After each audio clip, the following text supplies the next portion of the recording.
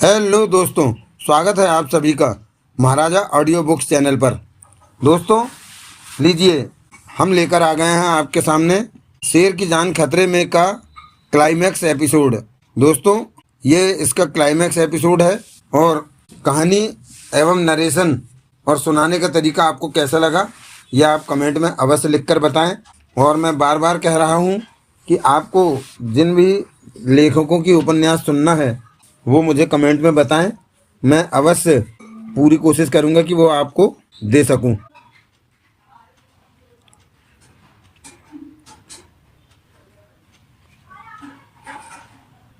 सुमित जोशी बंगले पर आया, साथ में ड्राइवर मंगल भी था। उसकी गोलियों से छलनी कार को पुलिस थाने ले गई थी। पुलिस ही दोनों को छोड़ने आई थी। उन्होंने गेट से भीतर प्रवेश किया। मंगल अपने क्वार्टर में चला गया था। नहा धोकर देवराज चौहान कमरे में पंखे के नीचे बैठा था कि जोशी सीधा वहीं आया। आ गए तुम? देवराज चौहान उसे देखते ही बोला। हाँ। सुमित जोशी व्याकुल था, परेशान था। मैं इस तरह कब तक बचूंगा? मैं इस बारे में क्या कह सकता हूँ? रतनपुरी मुझे छोड़ने वाला नहीं, उसने दांत भींच कर कहा। ये बात मैं तुम्हें पहले ही कह चुका हूँ। तुम ही बताओ देवराज चौहान कि मुझे क्या करना चाहिए। भाग जाऊं यहाँ से रातों रात? ये राय मैंने तुम्हें पहले ही दी थी। क्या मतलब? इस वक्त बंगले के बाहर पुरी या बांटू के आदमी अवश्य मौजूद होंगे। तुम बाहर निकलोगे तो वो तुम्हारे पीछे होंगे। देवराज चौहान ने शांत स्वर में कहा। जो इंसान उसे मारने की फिराक में हो वो उसका भला कैसे करता? सुमित जोशी के होंठ भिज गए। मेरे ख्याल से खिसकने का मौका तुमने खो दिया। तुम मुझे यहाँ से निकाल सकते हो देवराज चौहान। अब नहीं, पहले अवश्य निकाल लेता, देवराज चौहान ने शांत स्वर में कहा। कभी कभी मुझे लगता है कि मैं तुम्हें अभी तक समझ नहीं पाया। कमिश्नर का फोन लगा? एकाएक देवराज चौहान ने पूछा। नहीं, मर गया कमीना कहीं, उल्लू का पट्टा। चेहरे पर क्रोध के भाव उभरे। देवराज चौहान उसे देखता रहा। मुझे इस मुसीबत से निकालो देवराज चौहान। मैं तुम्हारा बॉडीगार्ड हूँ। कोई तुम पर हमला करता है तो उससे बचाऊंगा। मेरे ख्याल में तुमने प्रभाकर और जिम्मी को मारकर गलती की, अपने को और भी मुसीबत में फंसा लिया। उन्हें मारने का प्लान बनाते वक्त तुम एक बार मुझसे सलाह मशवरा करते तो ठीक रहता। वो वक्त बीत गया, अब की बात करो। अब कोई भी तुम्हारे लिए कुछ नहीं कर सकता। बांटू और गोवर्धन के पास जाकर सच बात उन्हें बता दो। वो तब मुझे मार देंगे और तुम मुक्ति पा जाओगे इन सब झंझटों से। सुमित जोशी ने खा जाने वाली निगाहों से देवराज चौहान को देखा। तुम मुझे सही राय नहीं दे रहे। देवराज चौहान खामोश रहा। मैंने बहुत बड़ी दौलत कमाई है, इसलिए नहीं कमाई कि जब खाने का वक्त आए कोई मुझे मार दे। मैं जिंदा रहूंगा, कोई भी मुझे नहीं मार सकता। मैं खुद को बचा लूंगा। देखना, हम एक बार फिर बुढ़ापे में मिलेंगे। देवराज चौहान मुस्कुराया। तुम मेरी सहायता नहीं करना चाहते तो ना सही, मैं ही कुछ सोचूंगा, कड़वे स्वर में बोला जोशी। देवराज चौहान उसे देखता रहा। तभी जोशी का मोबाइल बजने लगा। उसने बात की। हेलो वकील, रतनपुरी की आवाज़ कानों में पड़ी। तू आज भी बच गया। सुमित जोशी के दांत भिज गए। बहुत बढ़िया किस्मत लिखवा के लाया है ऊपर से। उधर से रतनपुरी ने हंसकर कहा। 3 बार तू बचा। तेरे को हैरानी नहीं हो रही कि तू बार बार बच रहा है? पुरी, जोशी गुर्राया। क्यों पंगा खड़ा कर रहा है? पंगा? मेरे को मार के तेरे को क्या मिलेगा? मेरा पीछा छोड़ दे, तेरे को करोड़ों दूंगा। ठीक है, कितना माल रखा है घर में? सुमित जोशी के मस्तिष्क को झटका लगा। मेरी बात मंजूर है तुझे? तू पीछे हटेगा? हाँ। सुमित जोशी को एक बार की विश्वास नहीं आया। देवराज चौहान होठ सिकोड़े जोशी को देख रहा था। बाद में गद्दारी तो नहीं करेगा? नहीं, समझ, मैंने तेरा पीछा छोड़ दिया। इस वक्त घर में कितना माल तैयार पड़ा है? रकम बोल। 8-10 करोड़ तो होगा ही। ठीक है, सारा बांध दे। 2 घंटे में मेरा आदमी नोट लेने आ रहा है, समझा क्या? तू सच कह रहा है कि? रतनपुरी कभी भी तेरी तरह झूठ नहीं बोलता। मर्द हूँ, मर्दों वाली जुबान है मेरी, समझा क्या? सुमित जोशी सूखे होठों पर जीभ फेर कर कह उठा।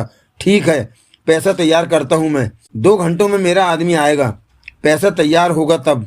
कहकर जोशी ने फ़ोन बंद किया और देवराज चौहान को देखकर मुस्कुराया। देवराज चौहान सुमित जोशी को ही देख रहा था।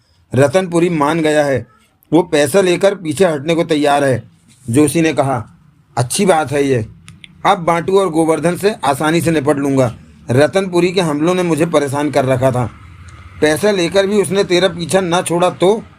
रतनपुरी ने जुबान दी है कि तेरे को उसकी जुबान पर भरोसा है? सुमित जोशी ने होंठ भींच लिए, फिर बोला, हालात ऐसे हैं कि मुझे उसकी बात का भरोसा करना पड़ रहा है। देवराज चौहान ने सिर हिला दिया। सुमित जोशी बंगले के भीतर चला गया। कोई तो गड़बड़ है ही, देवराज चौहान बड़बड़ाया, वरना रतनपुरी जैसा इंसान एकाएक पीछे हटने वाला नहीं।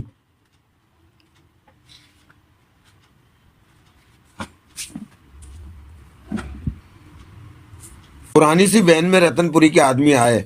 वैन को वे भीतर ले आए थे। नोटों से ठसाठस भरे बड़े वाले 2 सूटकेस उन्होंने वैन में लादे और वैन में सवार होकर चले गए।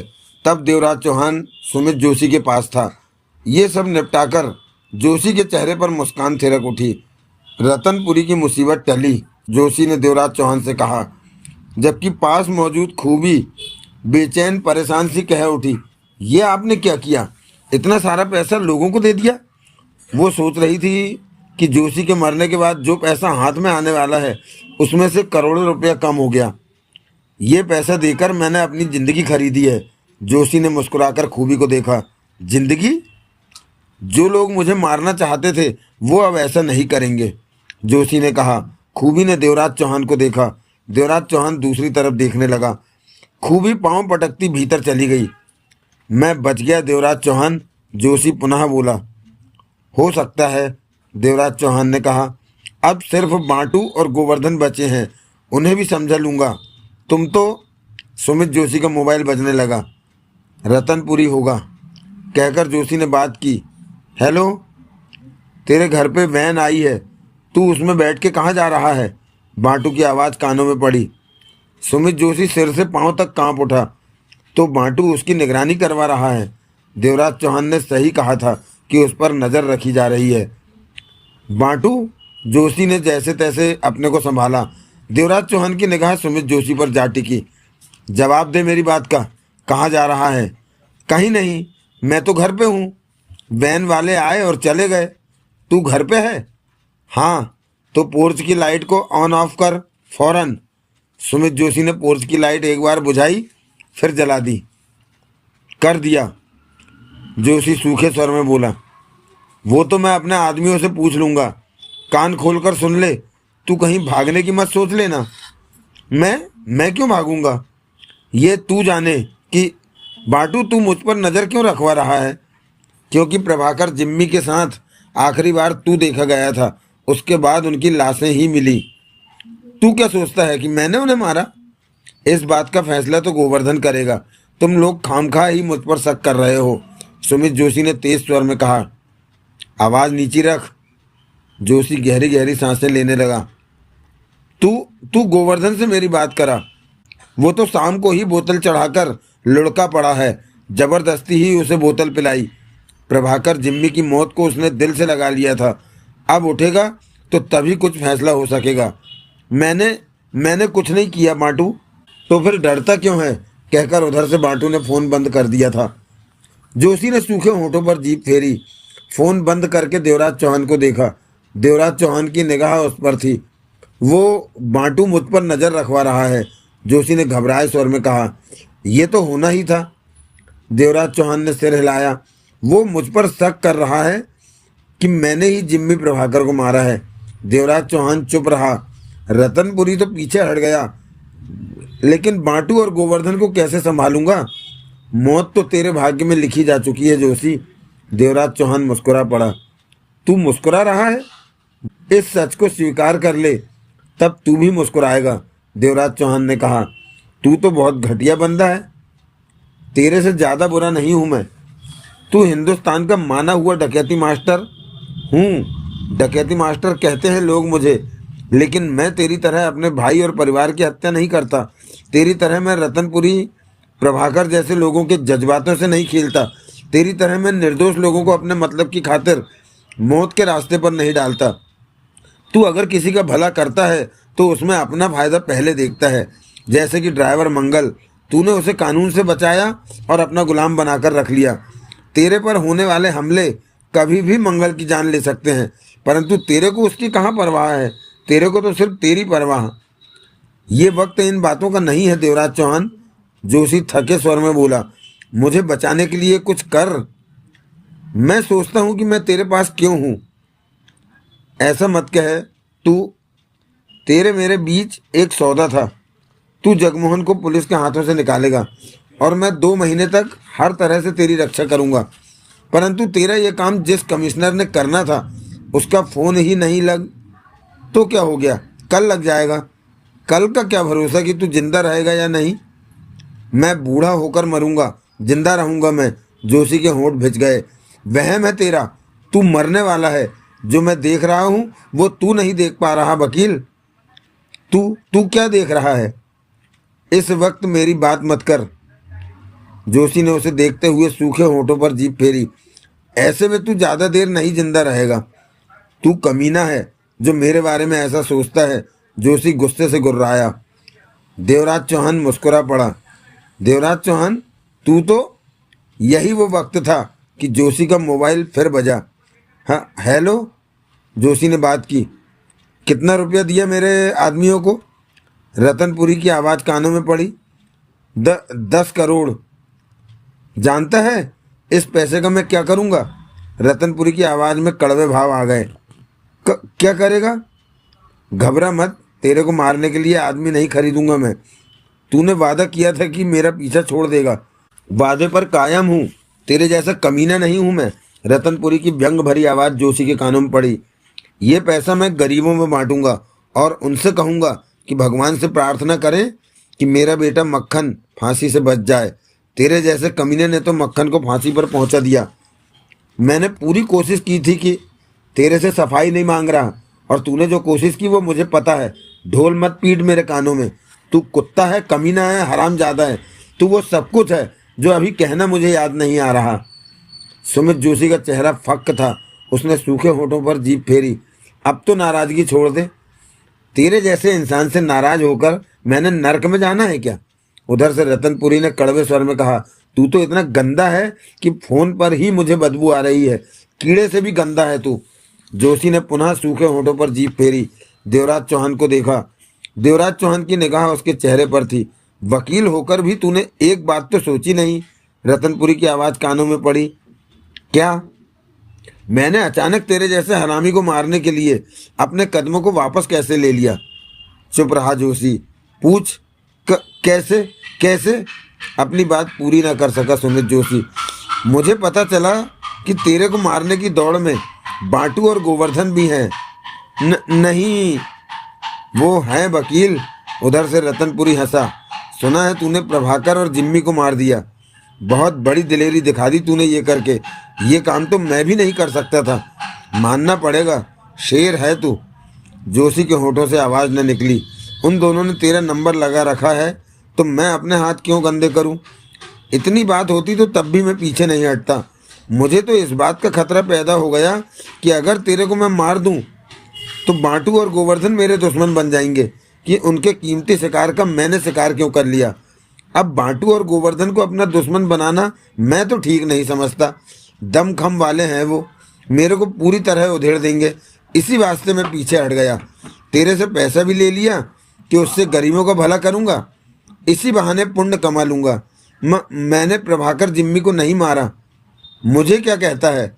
बाटू गोवर्धन को कहना मैंने जो हवा सुनी तेरे जैसे कमीने को बता दी। ये सब गलत है। जोशी कांपते स्वर में बोला, सब गलत। भाड़ में जा, मुझे क्या। कहने के साथ ही उधर से रतनपुरी ने फोन बंद कर दिया था। जोशी निचुड़ा सा खड़ा रहा। देवराज चौहान की निगाहें उसके चेहरे पर टिकी थी। सुमित जोशी ने सूखे होठों पर जीभ फेरी और देवराज चौहान को देखा। क्या हुआ। देवराज चौहान के होठों पर मुस्कान उभरी। रतनपुरी कहता है कि बाहर हवा फैली है कि मैंने प्रभाकर जिम्मी को मारा है। वो घबराए स्वर में बोला। अच्छा, इसी कारण रतनपुरी मुझे मारने से पीछे हट गया कि बाटू गोवर्धन ने मुझे मार ही तो देना है। समझदार है रतनपुरी, ऐसा मत कहो। इस वक्त मैं भारी खतरे में हूँ, भारी से ज़्यादा खतरे में। देवराज चौहान ने सिर हिलाया। मैं भाग भी नहीं सकता क्योंकि बाटू के आदमी तेरी निगरानी कर रहे हैं। देवराज चौहान ने कहा। तू फंस गया है। मुझे बचा लो देवराज चौहान। मैं तेरे को नहीं बचाऊंगा। प्लीज़, भगवान के लिए मुझे। नहीं, कभी नहीं। देवराज चौहान ने दृढ़ स्वर में कहा। सुमित जोशी का चेहरा पीला पड़ चुका था। एक बात मुझे समझ नहीं आ रही कि बांटू तेरी निगरानी क्यों करवा रहा है। आखिर उसे किस बात का इंतजार है जो वो रुका हुआ है। उसे तो अब तक तेरा काम कर देना चाहिए था। जोशी ने सूखे होठों पर जीभ फेर कर कांपते स्वर में कहा। वो गोवर्धन के होश आने का इंतजार कर रहा है। गोवर्धन पूरी बोतल पीकर बेहोश पड़ा है। उसके होश आने पर वे दोनों बात करेंगे और मेरे बारे में फैसला तय करेंगे कि ये तेरे को किसने कहा। बांटू ने। जोशी के चेहरे की रौनक उजड़ चुकी थी। देवराज चौहान ने सिर हिलाया। मेरे लिए कुछ कर देवराज चौहान, मैं तेरा एहसानमंद रहूंगा। कि तेरे जैसा इंसान किसी का एहसानमंद नहीं हो सकता। देवराज चौहान ने शांत स्वर में कहा। तेरी आदत ऐसी बन चुकी है कि जो तेरे काम आएगा तू उसी को काटेगा, और तेरे साथ तो ऐसा नहीं है। जोशी कांपते स्वर में बोला। देवराज चौहान ने उसकी आंखों में झांका। चेहरा सामान्य था। मैं तेरे किसी काम नहीं आ सकता। बॉडीगार्ड का काम कर रहा हूँ, यही बहुत बड़ी बात है। अच्छा सुन, जोशी बुझे स्वर में बोला। कल मैं खिसक जाऊंगा। कल कैसे? कल मैं कोर्ट जाऊंगा। मुझ पर नज़र रखने वाले कोर्ट के भीतर तो आ नहीं सकते। कोर्ट बहुत बड़ा है। कई रास्ते हैं कोर्ट से बाहर निकलने के। वहाँ पुलिस की गाड़ियाँ आती रहती हैं। मैं किसी भी पुलिस की गाड़ी में बैठकर निकल जाऊंगा। किसी को पता ही नहीं चलेगा कि मैं कोशिश करके देख लेना। देवराज चौहान ने कहा।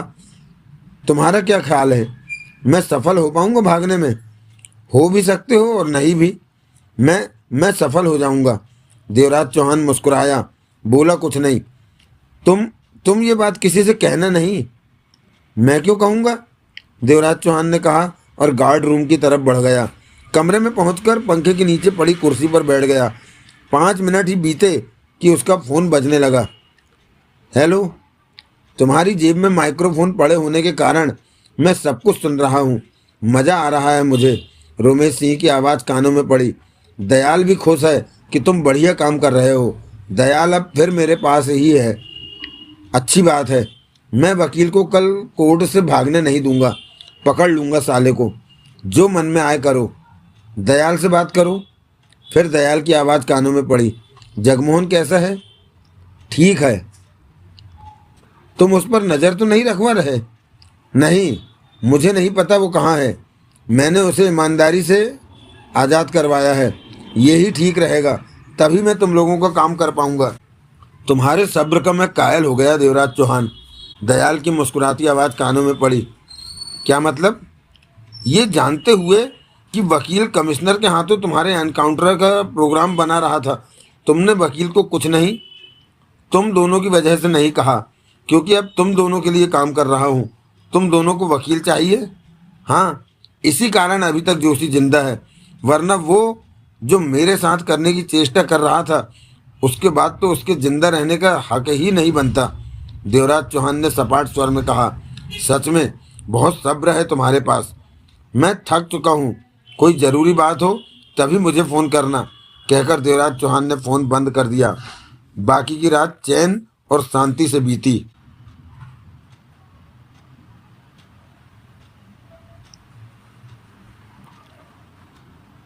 अगले दिन सुबह 8 बज रहे थे जब देवराज चौहान नहा धोकर तैयार हो चुका था। अपने पास मौजूद दोनों रिवाल्वरों को उसने चेक किया और कमीज के भीतर पैंट में फंसा लिया। 8:30 बजे नौकर नाश्ते के लिए बुलाने आया। यही ले आ नाश्ता, देवराज चौहान बोला। मालिक नाश्ते की टेबल पर आपका इंतजार कर रहे हैं, नौकर ने बताया। देवराज चौहान नौकर के साथ बंगले के भीतर नाश्ते की टेबल पर पहुंचा। वहां सुमित जोशी और खूबी पहले से ही मौजूद थे। खूबी ने नाराजगी भरी निगाहों से उसे देखा और मुंह फेर लिया, जबकि जोशी कह उठा, आओ बैठो। जोशी ने मुस्कुराने की चेष्टा की। देवराज चौहान ने कुर्सी खींची और बैठ गया। तीनों ने नाश्ता शुरू कर दिया। याद है ना, आज कोर्ट जाना है, सुमित जोशी व्याकुल सा कह उठा। याद है, देवराज चौहान ने कहा। मैंने सोचा इस बारे में। कोर्ट से मैं चुपचाप आसानी से खिसक जाऊंगा। बढ़िया है, देवराज चौहान ने खूबी पर नज़र मारकर जोशी से कहा। अकेले खिसक रहे हो? हाँ, मैंने खूबी को सब समझा दिया है। बच्चे कहाँ हैं? स्कूल गए हैं। मैंने खूबी को समझा दिया है सब कुछ। कोई बढ़िया सा ठिकाना देखकर इन्हें भी बुला लूँगा। अच्छा होता अगर बीवी बच्चों को साथ ले जाते। तुम्हें गायब पाकर बांटू और गोवर्धन इन्हें नहीं छोड़ेंगे। सुमित जोशी ने बेचैनी से पहलू बदलते हुए कहा। बेकार के बहम में मत पड़ो, इन्हें कुछ नहीं होगा। जोशी के इस जवाब से जाहिर था कि उसे सिर्फ और सिर्फ अपनी परवाह है। खूबी या बच्चों की उसे जरा भी परवाह नहीं कि वो उसके खिसकने के बाद जिंदा रहते हैं या नहीं। ऐसे घटिया इंसान का मर जाना ही अच्छा है, देवराज चौहान ने सोचा। मेरी बात समझ रहे हो ना? बांटू और गोवर्धन के आदमी मेरे इंतजार में कोर्ट के भीतर नहीं आएंगे। वो बाहर रहकर ही मेरे बाहर आने का इंतजार करेंगे। तब मैं पुलिस की किसी गाड़ी में बैठकर खिसक जाऊंगा। देवराज चौहान उसे देखकर मुस्कुराया। मेरा सोचना ठीक है ना? जोशी ने देवराज चौहान को देखा। परफेक्ट है। देवराज चौहान ने खाते हुए खूबी को देखा जो कि वहीं बैठी थी। तुम्हें आज खास सावधान रहना होगा क्योंकि आज ज़्यादा खतरा है। मैं अपनी ड्यूटी पूरी करूंगा। मुझे तुम पर भरोसा है। तुम पहले भी मेरी जान बचा चुके हो। सुमित जोशी उठते हुए बोला। तुम आराम से खाओ, मैं कपड़े पहनकर आता हूँ। खूबी को समझा देना, ये कुछ नाराज सी लग रही है। देवराज चौहान ने मुस्कुराकर खूबी को देखा। सुमित जोशी वहां से चला गया। तुम बहुत झूठे हो, खूबी ने दांत भींचकर धीमे स्वर में कहा। देवराज चौहान चुप रहा। तुमने कहा था कि ये एक आध दिन में मर जाएगा, परंतु इसने मारने वाले को रात 10 करोड़ रुपये दिया कि वो इसे न मारे, और अब ये मुंबई से खिसकने जा रहा है। तुमने जो कहा वो, मेरे ख्याल में तो आज खेल खत्म हो जाना चाहिए। क्या मतलब? जोशी मुंबई से खिसक नहीं सकेगा क्योंकि जो लोग इसकी जान लेना चाहते हैं वो खतरनाक हैं। रात उन्हें 10 करोड़, वो दूसरी पार्टी थी। जो खतरनाक पार्टी है वो कभी भी इसकी जान ले सकती है। उसी से तो बचकर भागने जा रहा है। तुम सच कह रहे हो? पूरा सच। अगर ये भाग गया तो वो लोग इसे भागने नहीं देंगे। तुम इसकी सहायता कर रहे हो तो? मैं कोई सहायता नहीं कर रहा। मुझे इससे कोई हमदर्दी नहीं है। मैं सिर्फ दिखावे के लिए इसके साथ हूँ। ऐसा क्यों? खूबी देवराज चौहान को देखने लगी। ये मेरी व्यक्तिगत बात है, इससे तुम्हें कोई मतलब नहीं। खूबी ने गहरी सांस ली, फिर कहा, तो आज ये मर जाएगा। आवाज़ धीमी थी। मुझे तो ऐसा ही लगता है।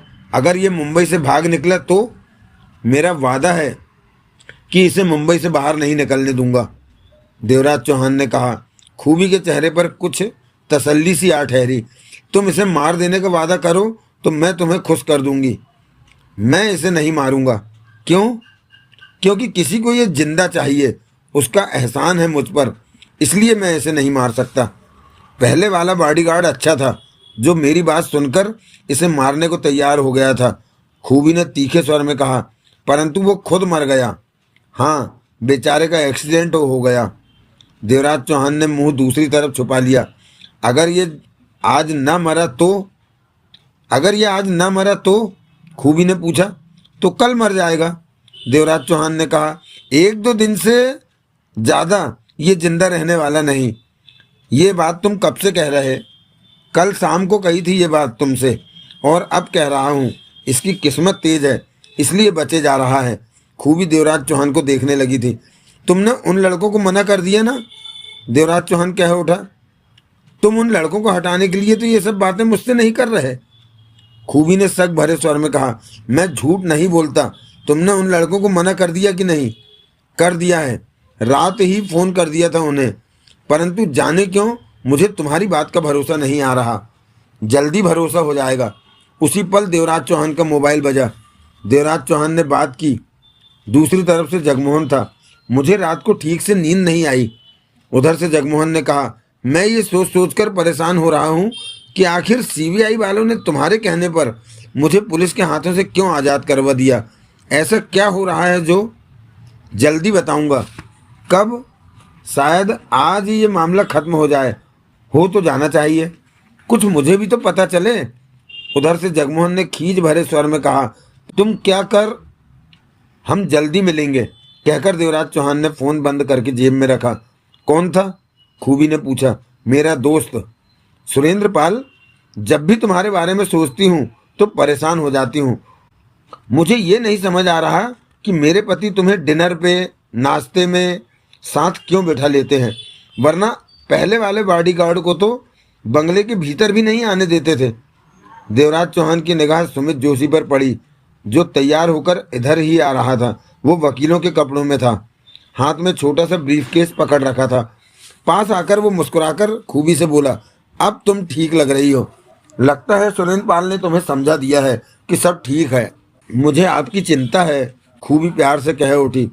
मेरी फिक्र मत करो, मैं पहले भी ठीक था और आगे भी ठीक रहूंगा। चलें सुरेंद्र पाल? देवराज चौहान खूबी को देखकर सोच रहा था कि ऊपर वाले ने औरतों में कितने रंग भर रखे हैं। ये बात तो वो खुद भी अब तक भूल चुका होगा।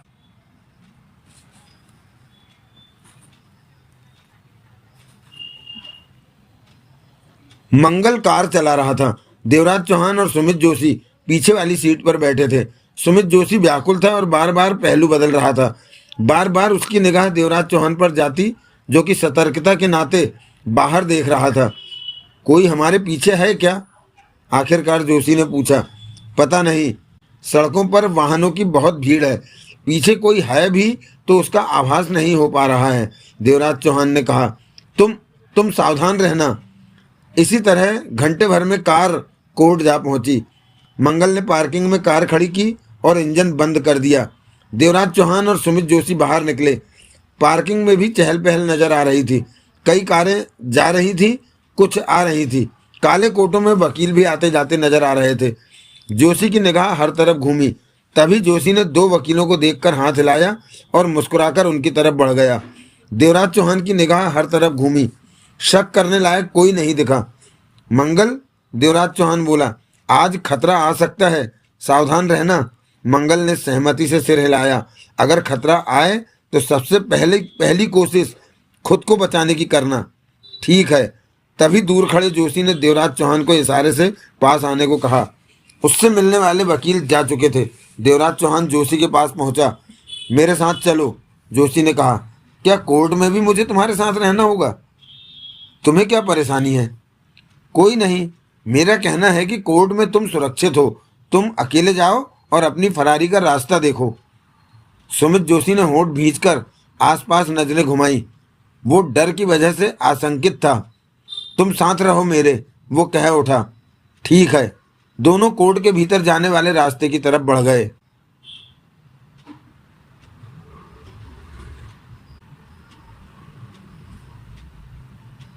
मंगल कार से टेक लगाए सिगरेट के कस ले रहा था। उसकी निगाह यूं ही इधर उधर जा रही थी। आधे से ज्यादा दिन उसे यूं ही बिताना था। अभी पहचान वाले और ड्राइवरों ने भी मिल जाना था। वो तीन आदमी थे जो एकाएक मंगल के पास आ पहुंचे थे। मंगल ने जैसे खुद को घिरा पाया और तीनों को सवालिया निगाहों से देखा।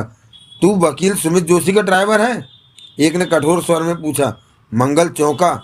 उसने तुरंत सिर हिलाया। गोवर्धन साहब तेरे पास बात करने के लिए आ रहे हैं। जानता है उन्हें? वो पुनः बोला। मंगल ने पुनः सिर हिलाया। चेहरे पर घबराहट नाच उठी। उसी पल पार्किंग में खड़ी एक बंद वैन का साइड का दरवाजा खुला और 32-33 वर्ष के युवक ने बाहर कदम रखा। वो सफ़ेद कमीज, सफ़ेद पैंट और सफ़ेद जूते पहने था। गले में सोने की मोटी चैन पड़ी थी। कमीज का सामने का बटन खुला हुआ था। वो आकर्षक व्यक्तित्व का स्वामी था, परंतु उसकी आंखें चढ़ी हुई थी, जैसे नशे के भारी दौर से बाहर निकलकर आया हो। वो गोवर्धन था। गोवर्धन आगे बढ़ा और शांत भाव से चलता हुआ उनके पास आ पहुंचा। मंगल ने सूखे होठों पर जीभ फेरकर उसे देखा। जानता है मुझे? गोवर्धन ने शांत स्वर में पूछा। चेहरे पर कठोरता थी। मंगल ने घबराए अंदाज में सिर हिला दिया। चारों मंगल को घेरे खड़े थे। मंगल कार से सटा खड़ा था। उस दिन तू वकील के साथ था जब वो प्रभाकर को जेल से निकाल कर लाया? हाँ हाँ, साथ में और कौन था? सुरेंद्र पाल। ये कौन है? बॉडीगार्ड। घबराया हुआ था मंगल। फिर क्या हुआ? मंगल ने सूखे होठों पर जीभ फेरी। रुक मत, पास खड़ा आदमी गुर्राया। गोवर्धन साहब जो पूछे जवाब देता जा। प्रभाकर को, मंगल घबराकर कह उठा। प्रभाकर को कार में बिठाकर वहां से चल पड़े। आगे जाकर जिम्मी को साथ लिया। जिम्मी अकेला था या साथ में कोई और भी? अकेला था। फिर कहाँ गए? वहां से मुंबई सीमा पर हाईवे के पास किनारे पर जोशी साहब ने कार रुकवाई, जहां प्रभाकर और जिम्मी की लाश मिली। गोवर्धन ने दांत भींचकर पूछा। मंगल ने सिर हिला दिया। फिर क्या हुआ? वो जोशी साहब प्रभाकर और जिम्मी को लेकर वहाँ के पेड़ों के बीच चले गए। मुझे वो नज़र नहीं आए। वो बॉडीगार्ड साथ था? हाँ हाँ। फिर? मंगल ने सूखे होठों पर जीभ फेरी। बोल। फिर? गोवर्धन ने पुनः भिचे स्वर में पूछा। मैंने गोलियां चलने की आवाज़ सुनी। पता नहीं 3-4 गोलियां चली। उसके बाद जोशी साहब और सुरेंद्र पाल कार में वापस आ बैठे। वहां से वो सीधे अपने ऑफिस आए थे। तो प्रभाकर और जिम्मी को वकील ने अपने बॉडीगार्ड के साथ मिलकर गोलियां मारी। गोवर्धन गुर्राया। सुरेंद्र पाल ने उन्हें नहीं मारा, मंगल ने सूखे स्वर में बोला। तेरे को कैसे पता? गोवर्धन के चेहरे पर दरिंदगी थी। उनके वापस आने पर कार में मैंने उनकी बातें सुनी थी। सुरेंद्र पाल को भी नहीं पता था कि जोशी साहब क्या करने वाले हैं। उन दोनों को मारने में सुरेंद्र पाल का कोई हाथ नहीं था। गोवर्धन होठ भींचे मंगल को घूरने लगा। मंगल की टांगों में खौफ से भरा कंपन उठने लगा था। वकील कोर्ट से वापस कब आएगा? गोवर्धन ने शब्दों को चबाकर पूछा। वो जोशी साहब भाग जाने का प्रोग्राम बनाए हुए हैं। भाग जाने का? उन्हें खतरा है तुम लोगों से, रतनपुरी से। आज वो कोर्ट आए ही इसलिए हैं कि यहाँ से चुपचाप खिसक जाएं। तेरे को कैसे पता? मैंने उनकी बातें रात को सुनी थी। वो पोर्च में खड़े होकर सुरेंद्र पाल से बात कर रहे थे। तब मैं कुछ दूरी पर था। पक्की बात? हाँ। मंगल ने अपना घबराहट भरा चेहरा हिलाया। मैं सच कह रहा हूँ, जो सुना वो बताया है। गोवर्धन के चेहरे पर कंपा देने वाले भाव थे। कोई और बात जो तू मुझे बताना चाहता है? हाँ, बॉडीगार्ड के बारे में। सुरेंद्र पाल उसका असली नाम नहीं है। एक बार जोशी साहब ने उसे देवराज चौहान कहकर पुकारा था, तो उसने कहा कि उसे सुरेंद्र पाल कहें। और बस मैंने सब कुछ बता दिया है। सोच ले, सब कुछ बता दिया। चल कार के भीतर बैठ, गोवर्धन ने मौत भरे स्वर में कहा। मंगल फौरन दरवाज़ा खोलकर कार की ड्राइविंग सीट पर बैठ गया। इसी पल गोवर्धन के हाथ में लंबे फल का चाकू चमका। मंगल की आंखें फैली। उसी पल गोवर्धन के चाकू वाला हाथ तीव्र झटके से घूमा और मंगल की गर्दन आधी कटती चली गई। खून बहने लगा। गर्दन एक तरफ दहशत भरे अंदाज में लुढ़क गई। दरिंदा लग रहा था गोवर्धन। वह चाकू के फल को मंगल के कपड़ों से तसल्ली से साफ करने लगा। आसपास उसके 3 आदमी घेरे खड़े थे। किसी को पता नहीं चल सका कि यहाँ क्या हो गया है। चाकू साफ करके गोवर्धन ने उसे बंद करके पैंट की जेब में रख लिया। तुम तीनों वैन में बैठो, गोवर्धन कार का दरवाज़ा बंद करता बोला। मैं वकील का काम खत्म करके आता हूँ। हम भी चलें? नहीं, कोर्ट के भीतर का मामला है, भीड़ ठीक नहीं, कहकर गोवर्धन वहाँ से हटता चला गया। सुमित जोशी अपने चैम्बर में था। वहाँ 3-4 उसके असिस्टेंट वकील थे, बाकी कोर्ट में गए हुए थे। देवराज चौहान कुर्सी एक तरफ खिसकाकर बैठ गया। जोशी वकीलों को केसों के बारे में टिप्स देने लगा। सलाह मशवरा होता रहा। देवराज चौहान शांत सा बैठा वहाँ होता सब कुछ देखता रहा। 1 घंटे बाद सुमित जोशी फारिग हुआ। वहाँ बचे 2 वकीलों से बोला, मैं अभी आता हूँ। उसके बाद वो देवराज चौहान के साथ चैम्बर से बाहर निकल आया। आगे बढ़ गए थे वे। कोर्ट का लंबा सीधा जाता रास्ता भीड़ भरा। वकील लोग आ जा रहे थे।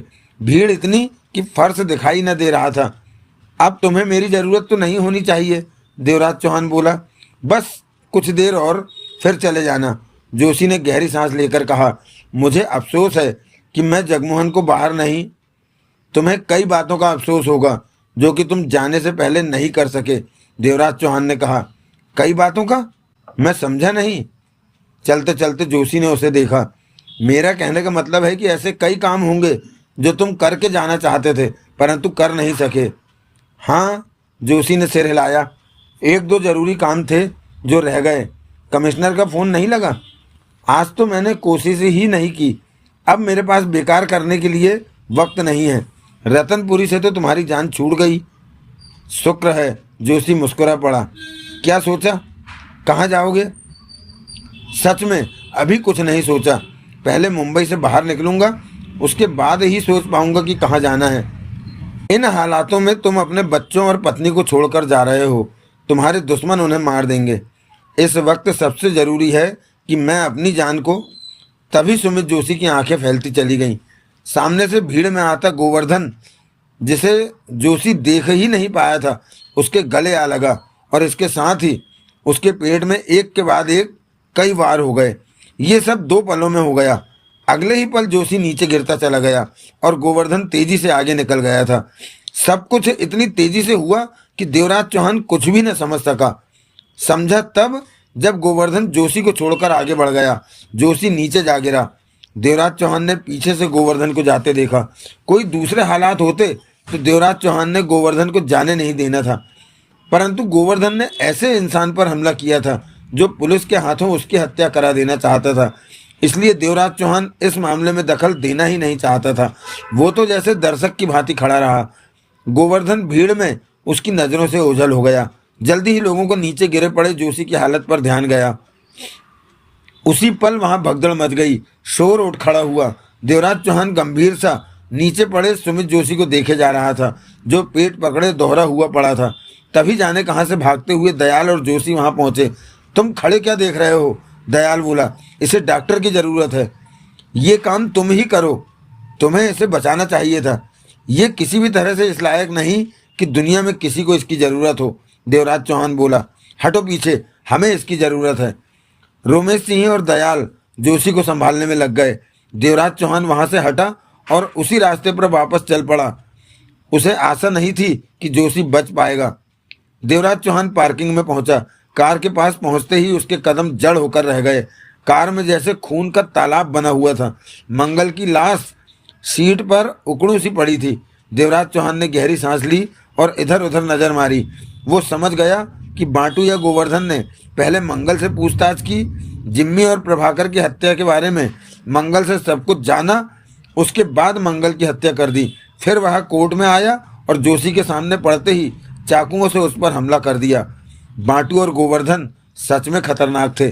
देवराज चौहान कार के पास से हटा और मोबाइल जेब में से निकालते हुए बाहरी गेट की तरफ बढ़ गया। मंगल की लाश पर किसी की निगाह नहीं पड़ी थी, वरना अब तक हो हल्ला खड़ा हो चुका होता।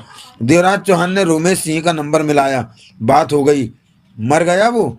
नहीं, सांस बाकी है। तुम उसकी मौत के ख्वाहिशमंद क्यों हो? उधर से रोमेश सिंह ने कहा, वो पुलिस के हाथों मेरी हत्या करवाने जा रहा था। हमने मामला संभाल तो लिया, लेकिन वो तो मरवाने जा रहा था। तुम्हें हमारे लिए वकील को सुरक्षा देनी चाहिए थी। ये क्या कम है कि मैं अभी भी उसके साथ हूँ और उसे कुछ नहीं कहा मैंने। रोमेश सिंह के गहरी सांस लेने की आवाज़ आई। फिर उसका स्वर आया, अगर ये मर जाता है तो हमारी सारी मेहनत खराब हो जाएगी। मैंने तो पहले ही कहा था कि तुम लोगों के हाथ कुछ नहीं लगेगा, कोई इसे मार देगा। अभी ये मरा नहीं, जिंदा है। कहाँ हो तुम? इसे हॉस्पिटल ले जा रहे हैं, रास्ते में हैं। कौन सा हॉस्पिटल? रोमेश सिंह ने हॉस्पिटल का नाम बताया। मैं वहीं आता हूँ, आ जाओ। देवराज चौहान ने उसके बाद जगमोहन को फ़ोन किया। कहाँ हो तुम? जगमोहन की आवाज़ कानों में पड़ी। आज शायद हमारी मुलाकात हो जाए, देवराज चौहान ने कहा। तो काम खत्म हो गया? अभी हुआ तो नहीं, अभी एक पर हमला हुआ है, वो घायल है। वो मर जाता है तो काम खत्म हो जाएगा। आखिर तुम किस चक्कर में हो? मैंने पहले ही कहा है कि फ़ोन पर नहीं बताया जा सकता, मिलने पर बताऊंगा। ये तुम्हारा अपना काम है या किसी का काम कर रहे हो? किसी का। काम करने की कीमत ली? शायद ले ली। शायद का क्या मतलब? मेरे काम की कीमत तुम्हारी आज़ादी थी। पहले मैं एक के लिए काम कर रहा था क्योंकि उसने तुम्हें आज़ाद कराने का वादा किया था, परंतु किसी और ने तुम्हें आज़ाद करा दिया, तो अब मैं उसके लिए काम कर रहा हूँ। आखिर ये कैसा काम है जो तुम कभी किसी के लिए कर रहे हो तो कभी किसी के लिए? उधर से जगमोहन ने कहा, मिलने पर बताऊंगा। वो घायल मर गया तो हम आज ही मिलेंगे। तुम तो, उधर से देवराज चौहान ने कहना चाहा, लेकिन उधर से जगमोहन ने कुछ कहना चाहा, लेकिन देवराज चौहान ने फोन बंद कर दिया था।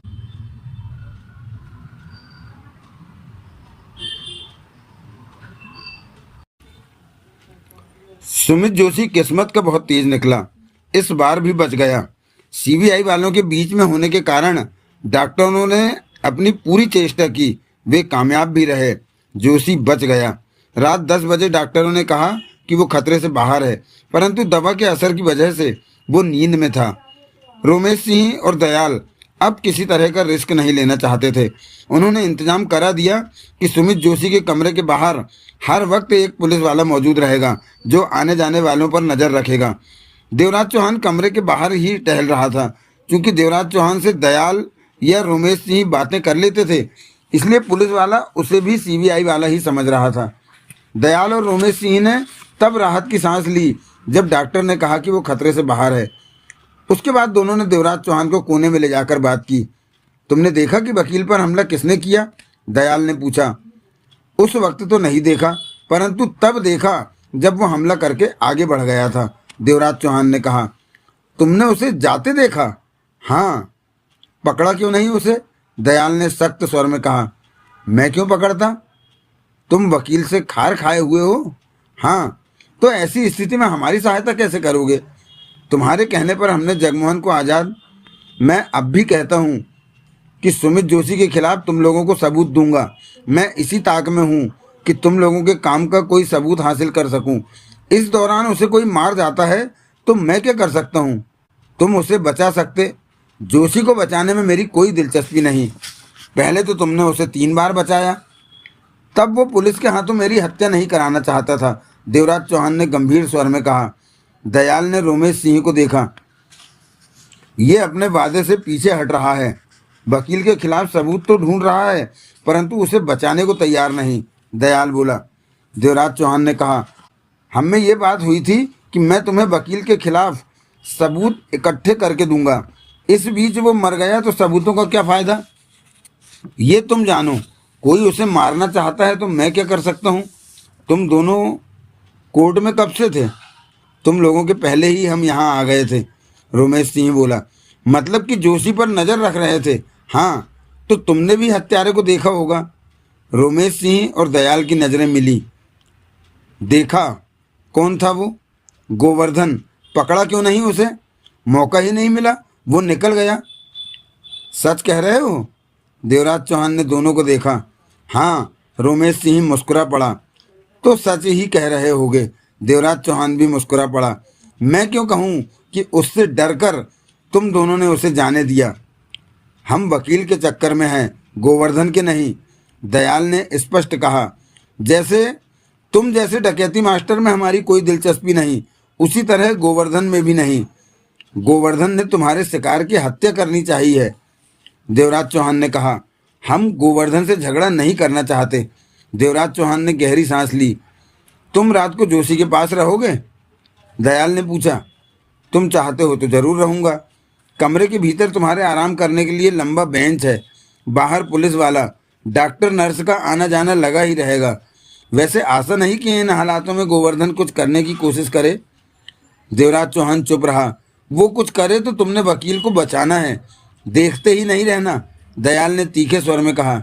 ठीक है, तुम दोनों जा रहे हो? अभी सोचा नहीं। हमें तुम पर बहुत यकीन था कि तुम वकील को फंसवाने में हमारी मदद करोगे। वो तो मैं अब भी दिल से नहीं कर रहे काम। तुम गोवर्धन के रास्ते में भी नहीं आना चाहते। जब वो वकील को चाकू मार रहा था, उसे देखकर भी नहीं पकड़ा, और मुझे कहते हो कि मैं गोवर्धन को रोक लूं? मैं क्यों रोकूं? क्यों गोवर्धन को अपना दुश्मन बनाऊं? मैंने तो सोचा था कि तुम गोवर्धन से नहीं डरते होगे। क्यों? देवराज चौहान मुस्कुराया। मैं बहुत बड़ा पहलवान हूँ क्या? तुम नंबर 1 डकैती मास्टर हो। हमने तो सुन रखा है तुमने बड़ी बड़ी लड़ाइयाँ लड़ी। वो मेरी अपनी लड़ाइयाँ थीं, इसलिए लड़ी। ये अब उल्टा चल पड़ा है, दयाल ने मुंह बनाकर कहा। वकील कमिश्नर के हाथों इसे मरवाना चाहता था, ये भी अपनी जगह ठीक है। तो रात को ये वकील के पास रहकर क्या करेगा? गोवर्धन आया तो ये उसे रोकेगा नहीं। क्यों देवराज चौहान? रोमेश सिंह ने कहा। तुम्हारा हमें कोई फ़ायदा नज़र नहीं आ रहा। जगमोहन को हमने आज़ाद। अगर मेरी मौजूदगी में गोवर्धन आया तो मैं उसे समझाने की चेष्टा करूंगा कि वो वकील को ना मारे। तू क्या समझता है कि वो समझ जाएगा तेरे समझाने से? मैं तो अपना फ़र्ज पूरा करूंगा, आगे गोवर्धन जाने। साला चालू बन रहा है हमसे। मैं सही बात कह रहा हूँ। गोवर्धन को वकील की खातिर गोली मारने से तो रहा। सुना? दयाल ने लंबी सांस लेकर रोमेश सिंह को देखा। रोमेश सिंह मुस्कुरा पड़ा। मेरे ख्याल से देवराज चौहान को इसी के हाल पर छोड़ दो, जो ये ठीक समझेगा करेगा। क्या फ़ायदा, वकील को नहीं बचाएगा ये, दयाल बोला। मारेगा भी तो नहीं, ऐसे में ये वकील के पास रहे तो हमें नुकसान नहीं होगा। ठीक है, दयाल मुंह बनाकर कह उठा। चलो तुम्हें कमरे में छोड़ दूं। देवराज चौहान रोमेश सिंह के साथ भीतर कमरे में पहुंचा। सुमित जोशी बेड पर पड़ा था, ग्लूकोज लगा रखा था। वो गहरी नींद में था, सीना उठ बैठ रहा था, पेट पर पट्टियां बंधी दिखाई दे रही थी। देवराज चौहान ने जोशी को देखा अच्छी तरह। वो लंबा बेंच पड़ा है, तुम वहां पीठ सीधी कर सकते हो, रोमेश सिंह ने कहा। नर्स नहीं है इसके पास? आ रही है, जब तक इसे होश नहीं आता तब तक नर्स इसके पास रहेगी। इसके घर वालों को खबर दी? नहीं, रोमेश सिंह ने मुस्कुराकर कहा। मैं नहीं चाहता कि यहाँ ज़्यादा लोग आएं। इसकी पत्नी जानती है कि आज इसने कहीं पर खिसक जाना था, इसलिए इसके घर ना आने से वो चिंता नहीं करेगी। वैसे भी तुम्हारी जेब में मौजूद माइक्रोफोन के दम पर बातें सुनकर मैं जान चुका हूँ कि इसकी पत्नी इसके बारे में क्या विचार रखती है। देवराज चौहान ने सिर हिलाया। इसे ठीक होता पाकर उसे अच्छा नहीं लगेगा, रोमेश सिंह बोला। तुम्हें बहुत चिंता है उसकी, देवराज चौहान ने व्यंग से कहा। मैं बस यहाँ भीड़ नहीं चाहता। उसके बाद रोमेश सिंह चला गया। देवराज चौहान बेंच पर जा लेटा। नर्स का आना जाना चलता रहा। इसी दौरान देवराज चौहान की आंख लग गई।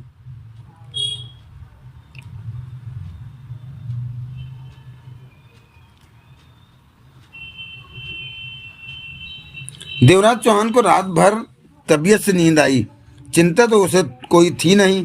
रोमेश सिंह और दयाल से यही वादा था कि वो खुद नहीं मारेगा सुमित जोशी को, कोई दूसरा मारे तो उसकी जिम्मेदारी नहीं। सुबह 8 बजे उसकी आंख खुली। कमरे की वही स्थिति थी जो रात में थी, अलबत्ता नर्स रात वाली नहीं थी। अब ये कैसा है? देवराज चौहान ने पूछा। ठीक है, सुबह 4 बजे होश आया था, नींद का इंजेक्शन दे दिया, अब उठेगा तो बात करने लायक होगा, नर्स ने बताया। देवराज चौहान ने सिर हिलाया। उठा। तुम इसके कोई खास लगते हो, नर्स बोली। क्यों? जब होश आया तो बहुत डरा हुआ था, परंतु जब इसने तुम्हें देखा तो शांत हो गया। हाँ, मैं इसका खास ही हूँ, देवराज चौहान मुस्कुराया। सुबह 4 बजे ड्यूटी पर तुम तो नहीं होगी? वो दूसरी नर्स थी, ये बात उसने मुझे बताई। क्या हुआ था इसे? नर्स ने पूछा। किसने चाकू मारे? इसे इसके कर्मों का फल मिला है और अभी कम मिला है, देवराज चौहान ने कहा। क्या मतलब? इंसान बुरे काम करता है तो कुछ अच्छे भी करता है, लेकिन ये तो सिर्फ बुरे ही काम करता रहा है, करता ही जा रहा है। मेरे सामने तो इसने एक भी अच्छा काम नहीं किया, देवराज चौहान बोला। नर्स अजीब सी नज़रों से देवराज चौहान को देखने लगी। यहाँ नहाने धोने के लिए बाथरूम होगा कहीं? इसी कमरे में बाथरूम है, सामने है दरवाज़ा। देवराज चौहान बाथरूम में चला गया।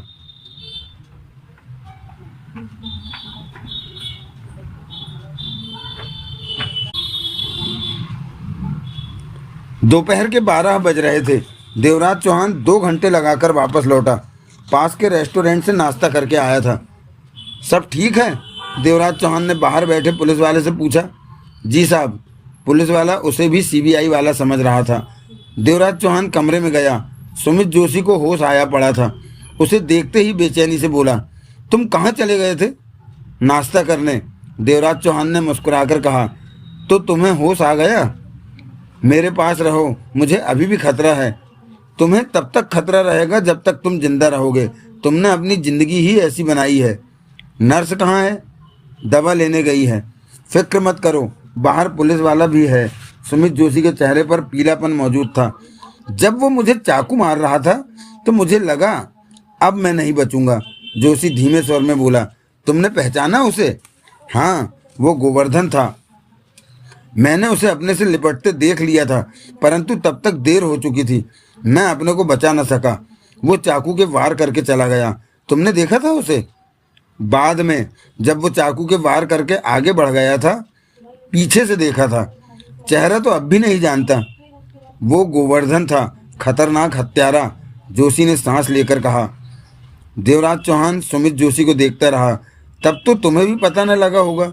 कि मेरे साथ क्या हो रहा है।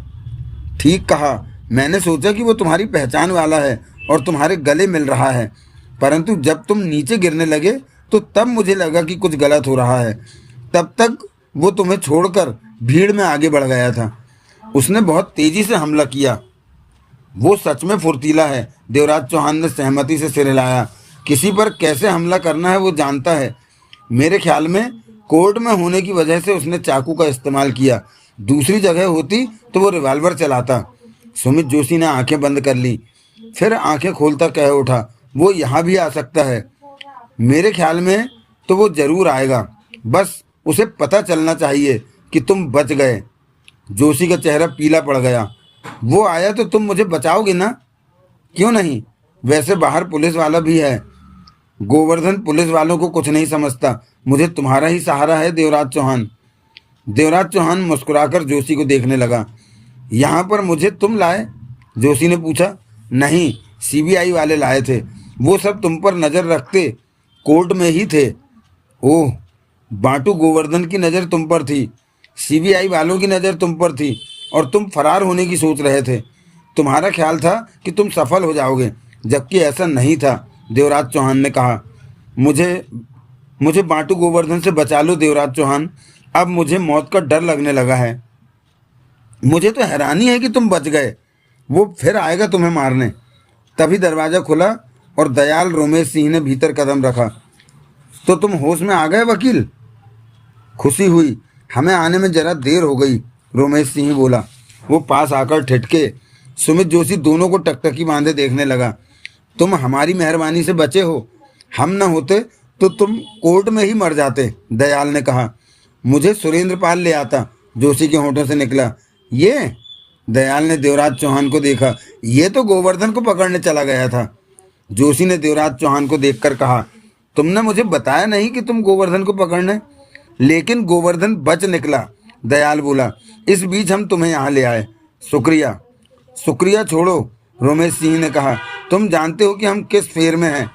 ये बात तुम्हें माननी ही पड़ेगी कि तुमने अपने 3 असिस्टेंट वकीलों की हत्या करवाई।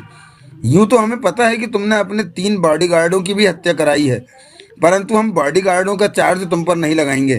कानून के आगे सिर झुका देने में ही तुम्हारा फायदा है। मैंने किसी की हत्या नहीं कराई। तुमने प्रभाकर को भी जेल से फरार करवाया। उसके बाद प्रभाकर जिम्मी को शूट कर दिया। कौन कहता है? गोवर्धन कहता है। बुलाऊं उसे? सुमित जोशी का चेहरा फक्क पड़ गया। तुम्हें अपने असिस्टेंट वकीलों की हत्या का जुर्म स्वीकार करना ही होगा। नहीं, मैंने किसी को। वकील, रोमेश सिंह कह उठा, तेरी बुद्धि खराब हो गई है। मान ले अपने जुर्मों को। तुम मुझे फंसा रहे हो। हमें फंसाने की क्या ज़रूरत है? तू तो खुद ही फंसा पड़ा है, रोमेश सिंह ने कड़वे स्वर में कहा। क्या मतलब? गोवर्धन को अब तक खबर मिल गई होगी कि तू जिंदा बच गया है। वो आता ही होगा, सोच ले। सुमित जोशी का चेहरा फक पड़ गया। गोवर्धन से तुझे हम बचा सकते हैं, और ये तभी हो सकता है जब तू अपना जुर्म कबूल कर ले। मैंने कोई जुर्म नहीं किया, रोमेश सिंह ने दयाल को देखकर कहा। तू ठीक कहता था कि गोवर्धन अब की बार इसे छोड़ने वाला नहीं, ये इसी कमरे में मरेगा। तभी देवराज चौहान का फ़ोन बजा। हेलो, उसने बात की। तुम रात भर बंगले पर नहीं आए? खूबी की आवाज़ कानों में पड़ी। फ़ोन भी नहीं किया? देवराज चौहान ने कमरे से बाहर आकर बात की। कल जोशी पर ज़बरदस्त हमला हुआ, देवराज चौहान ने बताया। वो मर गया? खूबी ने तेज स्वर में पूछा। नहीं, देवराज चौहान ने लंबी सांस ली। तगड़े हमले के बाद भी बच गया। अस्पताल में है इस वक्त। उसे मर जाना चाहिए था। हौसला रखो, वो बचने वाला नहीं। मेरे ख्याल में आज फिर उस पर हमला होगा, और हमला करने वाला आज अपनी तसल्ली करके ही जाएगा कि वो मर गया है, देवराज चौहान ने कहा। क्या मतलब? तुम रात के 12 बजे तक इंतज़ार करो, खामोशी से बैठी रहो। मैं तुम्हें फ़ोन करके उसके मरने की खबर दूंगा। प्रॉमिस? पता नहीं प्रॉमिस है या नहीं, अभी तुम शांत बैठ जाओ, कहकर देवराज चौहान ने फ़ोन बंद किया। वापस कमरे में पहुंचा। दयाल और रोमेश सिंह सुमित जोशी को घेरे में लेने के चक्कर में थे, परंतु जोशी था कि उनकी बातों की परवाह नहीं कर रहा था। देवराज चौहान उनके पास पहुंचा। दयाल ये नहीं मानेगा, इसे इसके हाल पर छोड़ देना चाहिए। रोमेश सिंह कह उठा। मैं भी यही सोच रहा हूँ कि गोवर्धन को अपना काम कर लेने दो, बाहर से पुलिस भी हटा लेते हैं। तुम ऐसा नहीं कर सकते, सुमित जोशी घबराकर कह उठा। ऐसा करने पर तुम हमें मजबूर कर रहे हो। मैं वो जुर्म मान लूं जो मैंने किया ही नहीं। तुमने किया है। हमारे पास जुर्म स्वीकार करने की रिकॉर्डिंग है। तुमने खुद ही सब कुछ स्वीकारा है। तुम अदालत रिकॉर्डिंग जैसी गवाही को नहीं मानती। अब अदालतें मानने लगी हैं, पूरा नहीं तो आधा मानने लगी हैं। दयाल ने कठोर स्वर में कहा। हम बाहर से पुलिस हटा रहे हैं, तुम जानो या आप गोवर्धन जाने। मैं घायल हूँ, तुम्हें चाहिए कि मुझे गोवर्धन से बचाओ। जोशी परेशान स्वर में कह उठा। तब तो तुम्हें मानना होगा कि तुमने ही अपने वकीलों की हत्या करवाई। सुमित जोशी ने होंठ भींच लिए। देवराज चौहान की निगाह जोशी पर थी। ठीक है, मैं अपना जुर्म स्वीकार करता हूँ। सुमित जोशी ने गहरी सांस ली। अब मुझे गोवर्धन से बचा लो। तुम हस्ताक्षर युक्त बयान दोगे? हाँ, जो कहोगे वो ही करूँगा, लेकिन गोवर्धन से मुझे बचा लेना। गोवर्धन तुम्हारे पास भी नहीं फटक सकेगा। 2-3 घंटों में तुम इसी अस्पताल में खास जगह पर रख दिए जाओगे। मैं अभी डॉक्टरों से बात करके आता हूँ। याद रहे कि तुम अपने बयान से पीछे नहीं हटोगे। अगर ऐसा किया तो तुम्हें यहाँ से निकालकर बाहर अस्पताल के गेट के पास बिठा दूंगा कि गोवर्धन आसानी से तुम्हें मार सके। तुम जो चाहोगे मैं वो ही करूँगा, परंतु गोवर्धन बाटू के हाथों मरना नहीं चाहता। जोशी कह उठा। तुम्हें कुछ नहीं होगा, सीबीआई तुम्हारे साथ है। 2-3 घंटे तो लगेंगे ही, उसके बाद तुम पूरी तरह सुरक्षित हो जाओगे। कहने के साथ ही दयाल ने रोमेश सिंह से कहा, चलो डॉक्टर से बात करके आते हैं। रोमेश सिंह ने सिर हिलाया और देवराज चौहान से कहा, तुम यहीं हो ना? हाँ, देवराज चौहान ने सिर हिलाया। मैं यहीं हूँ। रोमेश सिंह और दयाल वहाँ से बाहर निकल आए। देवराज चौहान ने मुस्कुराकर सुमित जोशी से कहा, तो तुम इकबाले जुर्म बयान देने वाले हो? हाँ, लेकिन अदालत में पीछे हट जाऊंगा।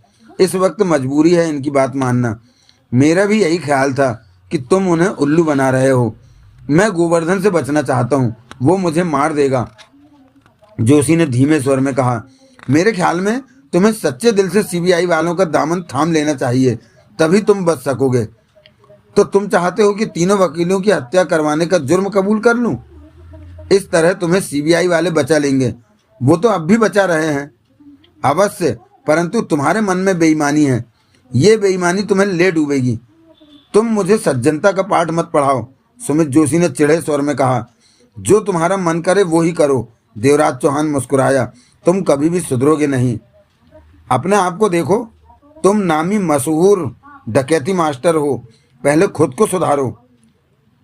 हाँ, मैं नामी हूँ, मशहूर हूँ, परंतु तुम तो बिना मशहूर हुए ही बड़े बड़े गुल खिला रहे हो। क्या तुम्हारा ठिकाना किसी मंदिर के पास है? नहीं तो तुम्हारी बात से तो यही लगता है कि तुम किसी मंदिर के पड़ोस में रहते हो और लोगों को सुधारने का ठेका मंदिर वालों ने तुम्हें दे रखा है। तुम बुरे हो और बुरे ही रहोगे। मैं जैसा भी हूँ ठीक हूँ। देवराज चौहान ने कुछ नहीं कहा। मुझे रिवॉल्वर दे दो देवराज चौहान, सुमित जोशी ने कहा। क्यों? देवराज चौहान ने उसे देखा। मैं अपनी सुरक्षा के लिए कह रहा हूँ। तुम्हारी सुरक्षा के लिए मैं हूँ। बाहर पुलिस है, फिर तुम क्यों? रिवॉल्वर पास होगी तो थोड़ा विश्वास रहेगा मुझे अपने पर। ठीक है, दे दूंगा। देवराज चौहान ने सिर हिलाया। अभी तो मैं यहीं हूँ। वैसे तुम्हारा क्या ख्याल है, गोवर्धन मुझे फिर मारने की कोशिश करेगा? हाँ, तुम्हें मारे बिना वो चैन से बैठने वाला नहीं। जो कोर्ट के भीतर तुम पर हमला कर सकता है वो यहाँ क्यों नहीं करेगा? सुमित जोशी ने सूखे होंठों पर जीभ फेरी। अगर तुम प्रभाकर जिम्मी को न मारते तो हालात बेहतर रहते, देवराज चौहान ने कहा। हाँ, इनसे तो बेहतर रहते। जोशी ने गहरी सांस ली। लेकिन वो मुझे जिंदा नहीं छोड़ते। सुमित जोशी ने आंखें बंद कर ली। मैं कल मुंबई से खिसकने में कामयाब हो जाता तो कितना अच्छा रहता। देवराज चौहान के होंठों पर मुस्कान रेंग उठी। कल की सुबह के बाद तुम्हें गोवर्धन कहीं दिखा? नहीं, वो अस्पताल के बाहर होंगे। सुमित जोशी ने आंखें खोलकर देवराज चौहान को देखा। बाहर क्या, वो भीतर भी हो सकते हैं। सुमित जोशी ने सूखे होंठों पर जीभ फेरी। मैं तुम्हें बताना भूल गया कि कल गोवर्धन ने मंगल की हत्या भी कर दी थी, कोर्ट की पार्किंग में। मैंने कार की सीट पर उसे मरे देखा। ओह! देवराज चौहान कमरे की खिड़की के पास पहुंचा और खिड़की खोलकर सिगरेट सुलगा ली। खिड़की के बाहर सामने अस्पताल की पार्किंग का नज़ारा था। पार्किंग में वाहनों की बहुत भीड़ थी। लोग आ जा रहे थे। कुछ स्ट्रेचर तो कुछ व्हील चेयर पर दिखे। कष्ट लेते देवराज चौहान की निगाहें बाहर ही थीं। यूं ही नजरें घुमा रहा था वो। तभी देवराज चौहान की निगाह उस वैन पर जा टिकी जिसके पास 4-5 लोग खड़े थे, और उसके देखते ही देखते वैन से एक पुलिस वाला बाहर निकला। हवलदार की वर्दी थी उसके जिस्म पर। उसकी पीठ थी देवराज चौहान की तरफ। वो उन 4-5 लोगों से बात कर रहा था। अगले ही पल देवराज चौहान की आंखें सिकुड़ती चली गईं। वो ही चौड़े कंधे उसके सामने थे जो कल गोवर्धन के साथ थे, तब जब वो सुमित जोशी को कोर्ट में चाकू मारकर आगे बढ़ गया था। आज पुलिस की वर्दी थी उसके जिस्म पर, परंतु देवराज चौहान ने पीछे से गोवर्धन के शरीर की शेप पहचान ली थी। यकीनन उसे गोवर्धन ही होना चाहिए। कष्ट लेता देवराज चौहान वहीं देखता रहा।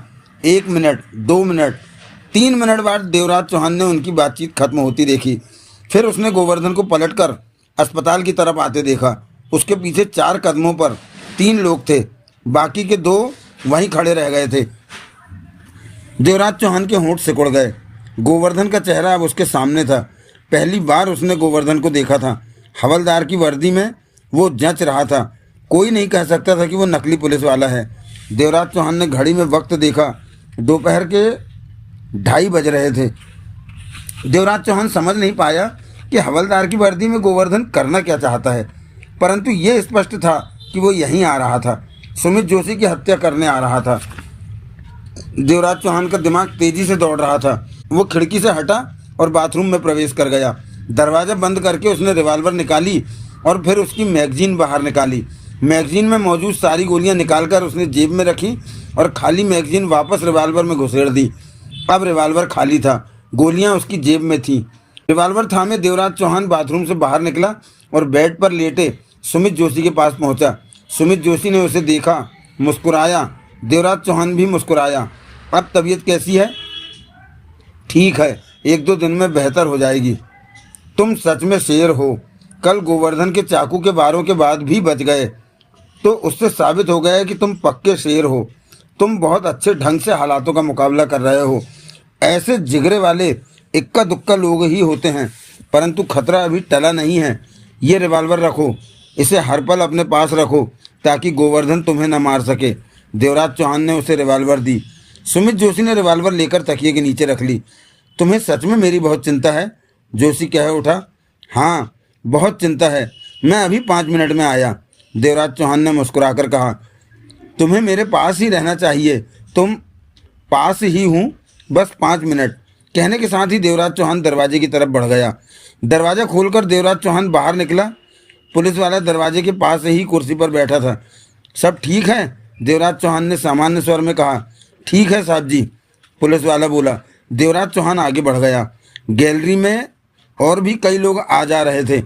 तभी देवराज चौहान की निगाह गोवर्धन पर पड़ी, जो हवलदार की वर्दी में गैलरी में मुड़कर इसी रास्ते पर इसी तरफ आने लगा था।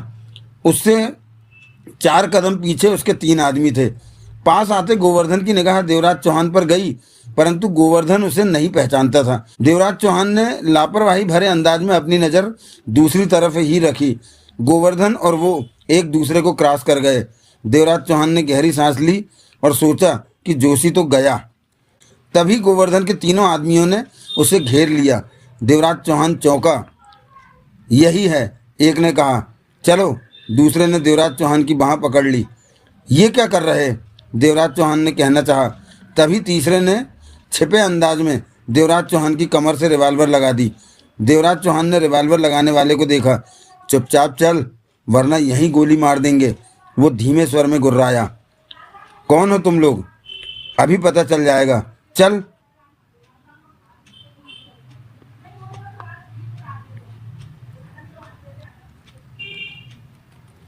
गोवर्धन हवलदार की वर्दी में कमरे के बाहर कुर्सी पर बैठे पुलिस वालों के पास पहुंचकर ठिठका। आ गए तुम? कुर्सी पर बैठे पुलिस वाले ने उसे देखा। तुम 20 मिनट जल्दी आ गए? तुम्हारे लिए तो अच्छा है, गोवर्धन शांत भाव में कह उठा। तुम्हें 20 मिनट पहले छुट्टी मिल गई। ठीक कहते हो, वो सिर हिलाते हुए उठा। पास रखी अखबार उठाने लगा तो गोवर्धन बोला, रहने दो, इसे मैं पढ़ूंगा, वक्त भी तो बिताना है। तुम ही रखो, उसने कहा और अखबार रखकर वहां से चला गया। गोवर्धन उसे जाता देखता रहा। जब वो नज़रों से ओझल हो गया तो उसने आसपास देखा। कोई भी ऐसा नहीं था जिसका ध्यान इस तरफ हो। गोवर्धन आगे बढ़ा, कमरे का दरवाज़ा धकेला और भीतर प्रवेश कर गया। दरवाज़ा बंद कर लिया। बेड पर लेटे सुमित जोशी ने पुलिस वाले को भीतर आते देखा, परंतु जब उसने दरवाज़ा बंद करके सिटकनी लगाई तो जोशी के माथे पर बल पड़े। सिटकनी लगाकर गोवर्धन पलटा। सुमित जोशी से आंखें मिली। सुमित जोशी के बदन में चींटियां रेंगती चली गई।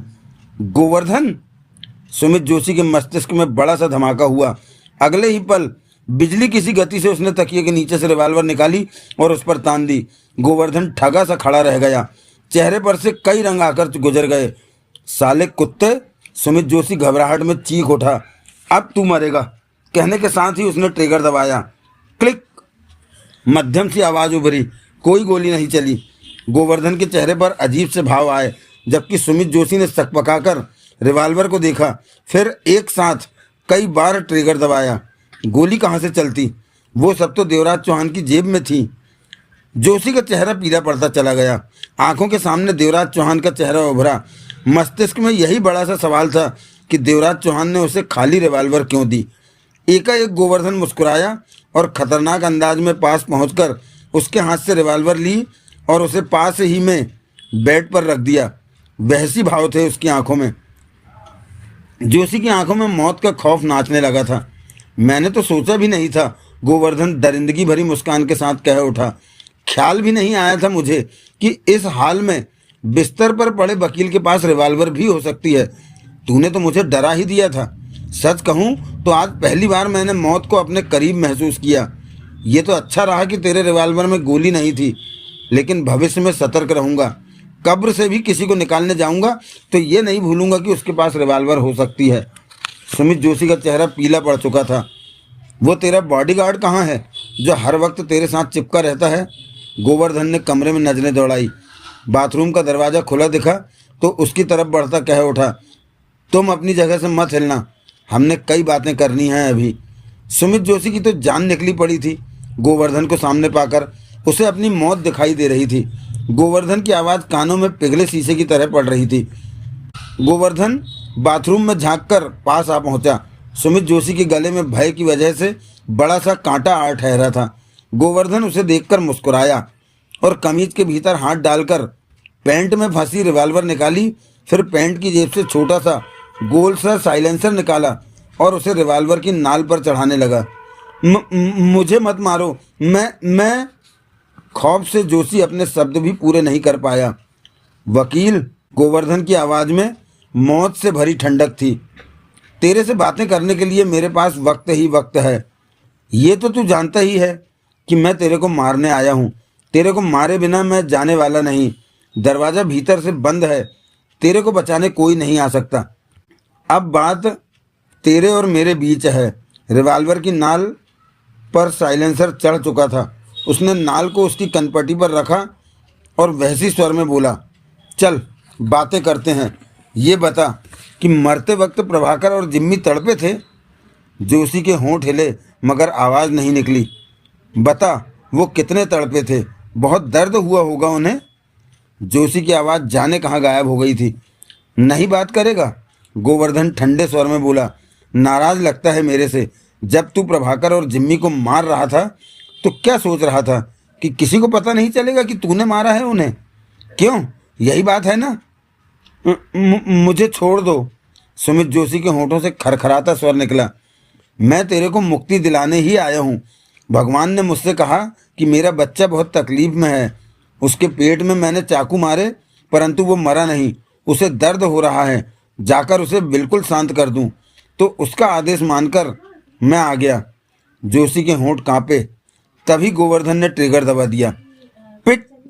मध्यम सी आवाज़ हुई और कनपट्टी के दूसरी तरफ से गोली निकली और दीवार में जा धंसी। सुमित जोशी के सिर को तीव्र झटका लगा। फिर वो शांत हो गया। उसकी आंखें खुली हुई थीं। चेहरा अभी तक पीला पड़ा हुआ था। वो मर चुका था। गोवर्धन कुछ पल उसे देखता रहा। कनपटी के जिस हिस्से में गोली ने भीतर प्रवेश किया था वहां से कम खून निकल रहा था। छेद भी छोटा था, परंतु जिस हिस्से से गोली बाहर निकली थी वहां छेद कुछ बड़ा था और उधर से खून भी ज़्यादा निकल रहा था। गोवर्धन के दांत भिजे हुए थे, वहशी और खतरनाक दिख रहा था। इस वक्त उसने पूरी तसल्ली की कि वो मर गया है। उसके बाद उसने नाल से साइलेंसर खोला और जेब में डाल लिया। रिवॉल्वर को वापस कमीज के भीतर पैंट के साथ फंसाया और गहरी लंबी सांस लेकर खुद को सामान्य करने की चेष्टा करता दरवाजे की तरफ बढ़ गया। उसके बाद दरवाज़ा खोलकर गोवर्धन बाहर निकल गया। कुछ ही आगे गया था कि सामने से रोमेश सिंह और दयाल आते दिखे। गोवर्धन उन्हें नहीं पहचानता था और वे दोनों भी पुलिस की वर्दी में होने की वजह से गोवर्धन को नहीं पहचान सके और एक दूसरे को वो क्रॉस करते चले गए।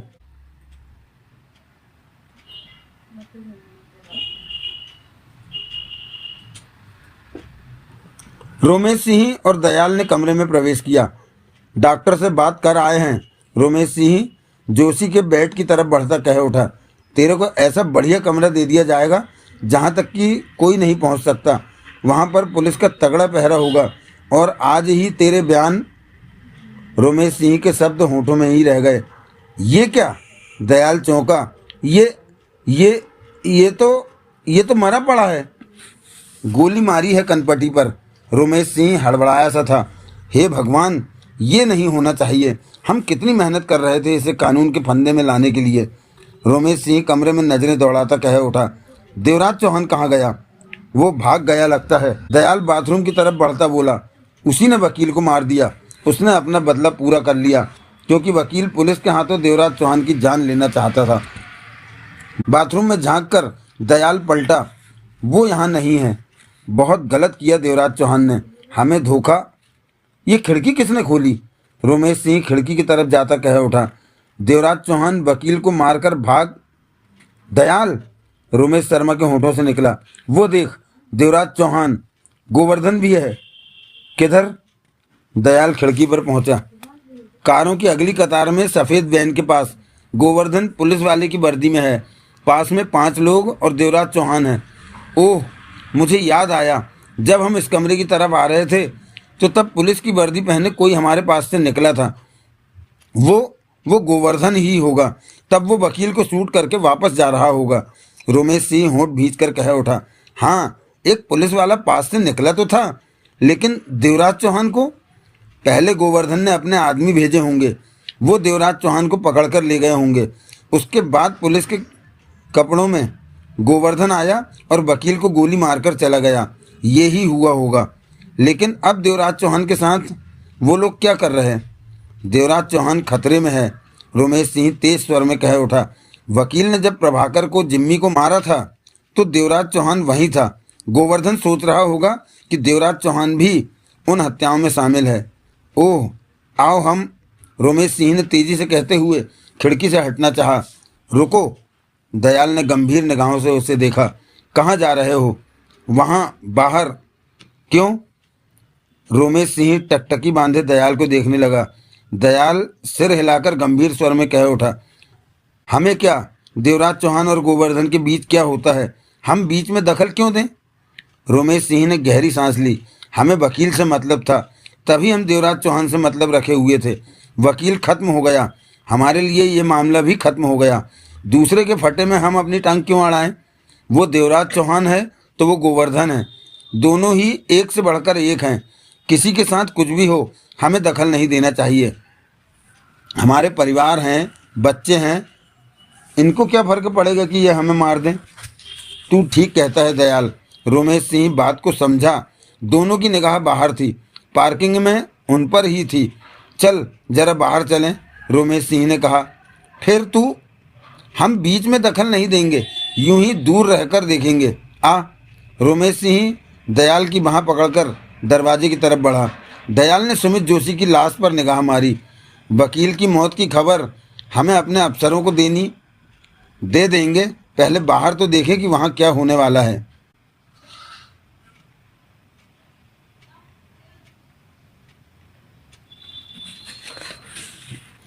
देवराज चौहान वैन के पास 5 आदमियों से घिरा खड़ा था। देखने में ऐसा लगता था कि जैसे वे लोग आपस में बात कर रहे हैं।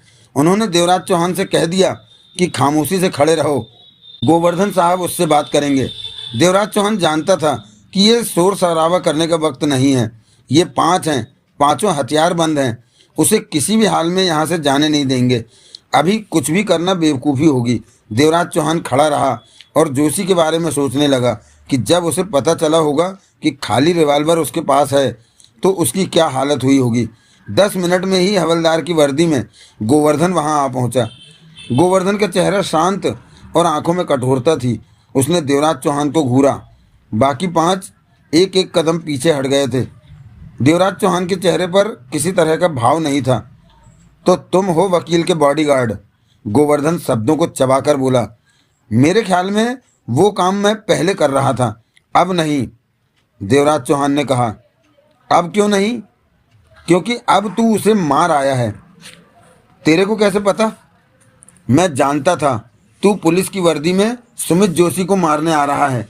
मैंने उस खिड़की से तेरे को आते देख लिया और कमरे से बाहर निकल आया था। तू तब मेरे पास से ही निकला था।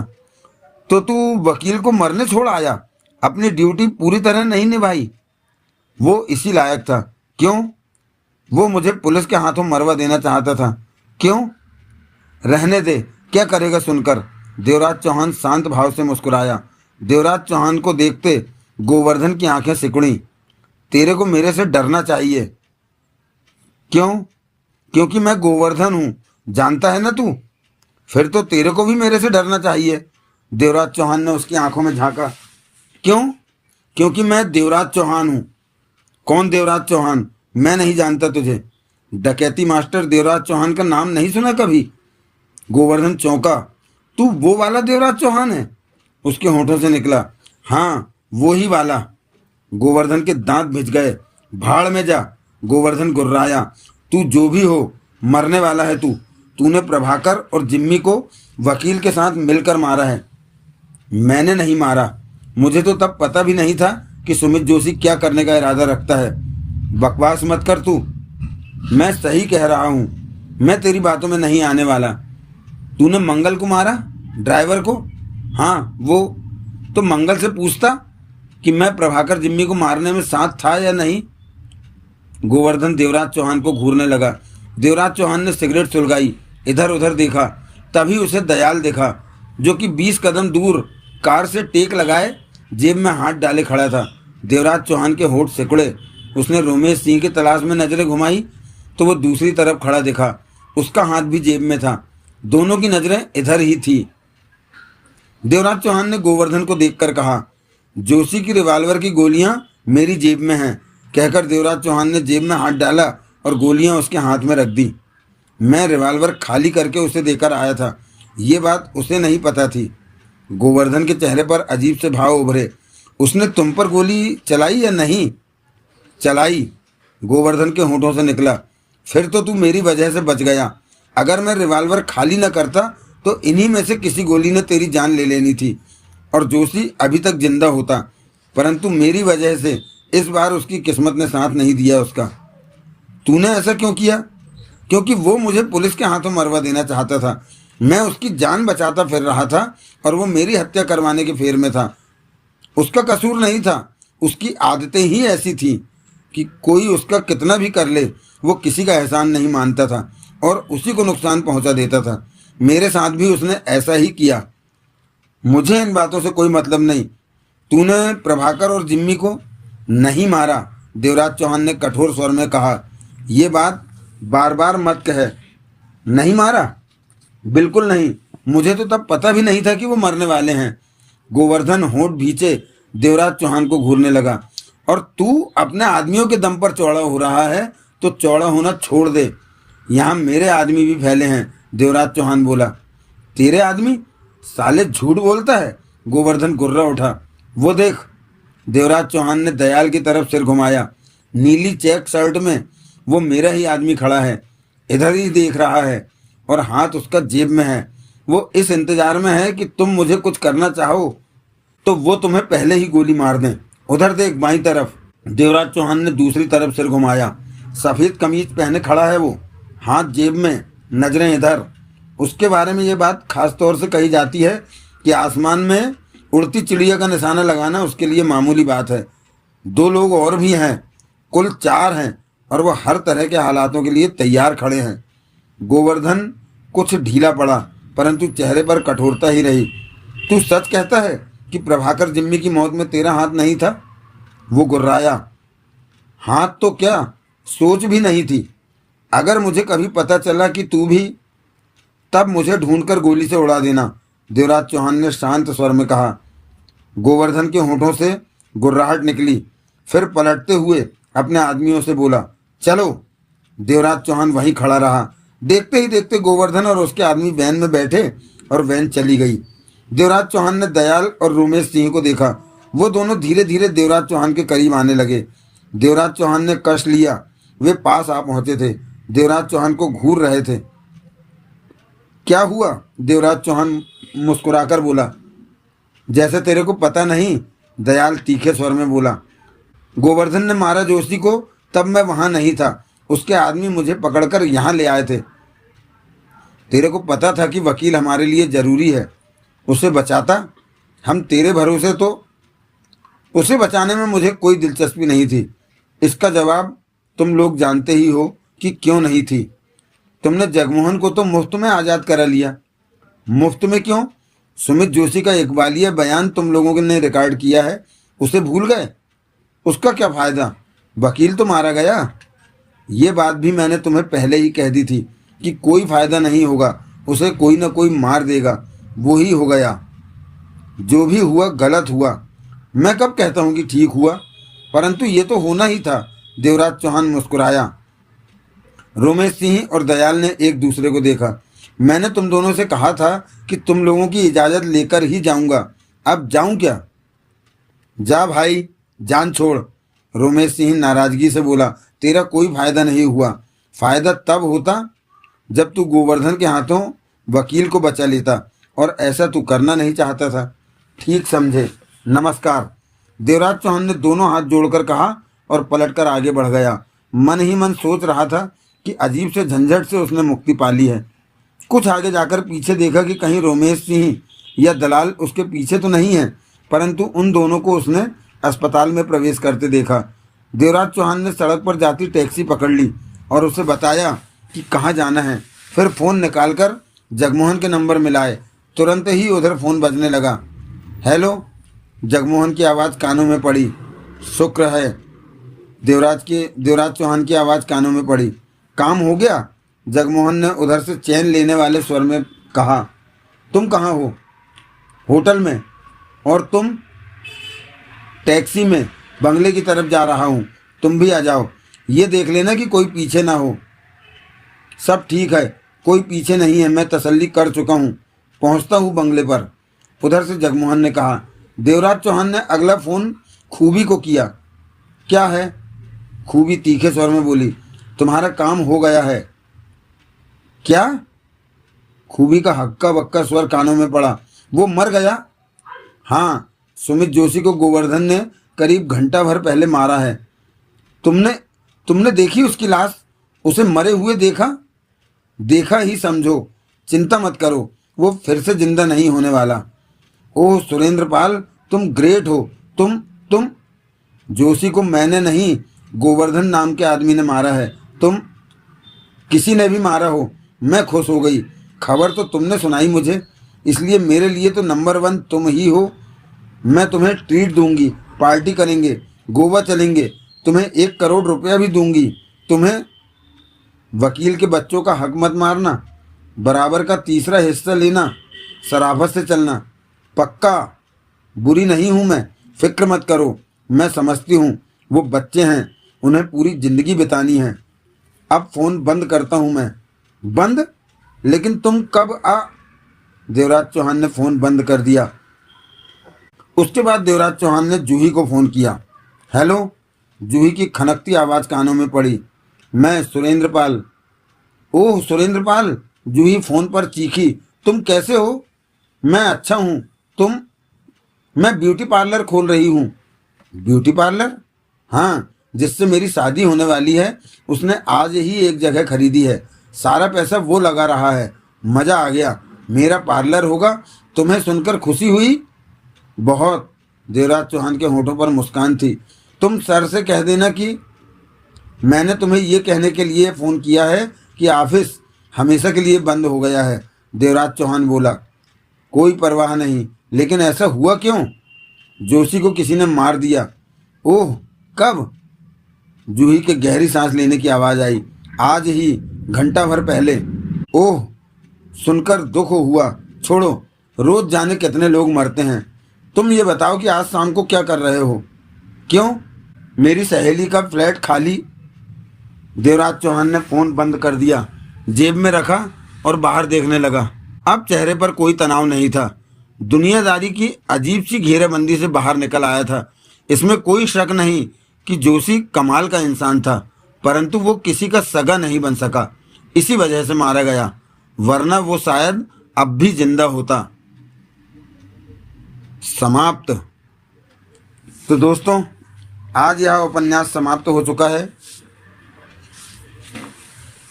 अब हम मिलेंगे अगले किसी नए उपन्यास में, लेकिन उसके पहले कुछ बातें आप लोगों से कहना चाहता हूँ। आप लोगों ने में से अभी तक 2 या 3 लोगों ने ही कमेंट में लिखा है कि मुखिया की कहानी को आगे बढ़ाया जाए। देखिए, जितने ज़्यादा से ज़्यादा वोट होंगे, मैं उस पर उतने ही तन मन से काम कर पाऊँगा। इसलिए आप जल्दी से जल्दी इसी उपन्यास में कमेंट में लिखकर बताएं कि मुखिया को आगे बढ़ाना चाहिए या नहीं। और एक बात और कहनी थी कि आप उपन्यास तो सुन रहे हैं, किंतु कमेंट बहुत कम आ रहे हैं।